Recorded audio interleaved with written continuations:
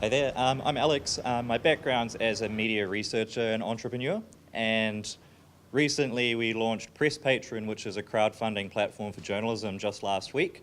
I'm going to give a little bit of background about the research that led to that, but just to begin, I think there's some fantastic ideas coming from everyone earlier today. There is no one silver bullet when it comes to funding quality public interest journalism, but each of these ideas are incredibly strong foundational pillars that we can build a really strong journalism ecosystem through. None of them are easy. A levy for journalism is not easy, but it doesn't mean that it should be outright dismissed. And you put them all together, like a levy, an endowment, philanthropy, like Peter was talking about. Each of those are very complementary, and I think they should all be analysed with a lot of depth.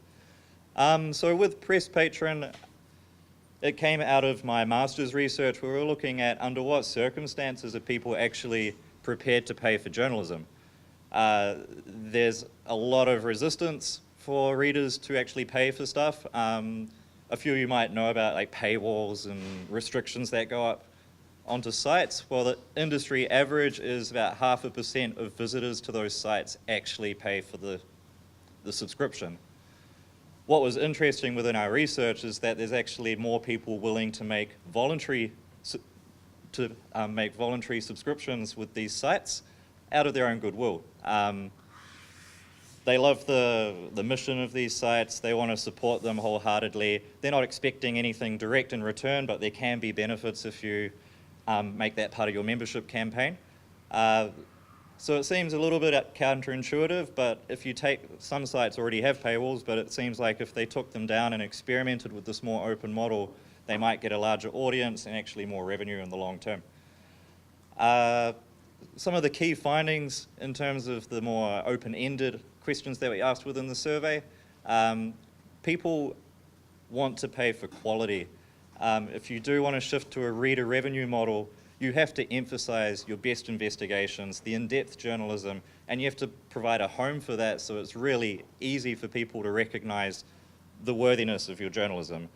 I won't name any names of publications, but there are repeated themes of obviously the clickbait stuff that crops up, the salacious journalism, the sensationalist stuff, the entertainment and the real lighthearted things that people might be curious about and they click on it, but it doesn't mean that they care about it, and it doesn't mean that it's quality.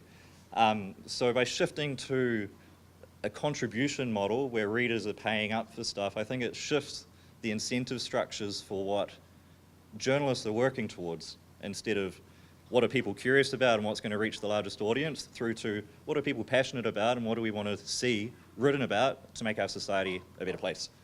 But yeah, I'm keeping it short and sweet. If you do feel generous, you can go to presspatron.com, and we've got one campaign at the moment with public address. Yeah, we're starting out with that. And yeah, if you've got any questions, happy to answer them.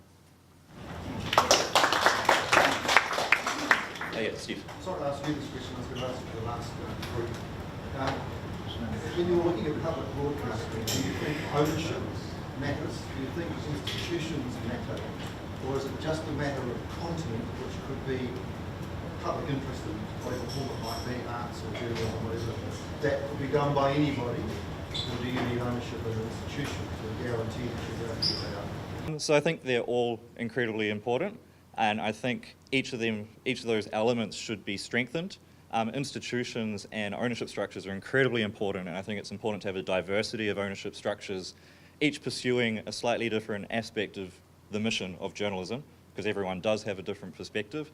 In terms of like an endowment or a levy, how that should be allocated, some of it could go to a public interest broadcaster that has a very strong ethos focused on public interest journalism, like RNZ, and expanding that across a broader repertoire of content types. But also you have an incredible amount of awesome journalism at NZME and Fairfax and the more commercial broadcasters and journalism outlets, and I think they should be propped up too and recognised and rewarded for that type of content. And it helps balance out some of the commercial incentives too.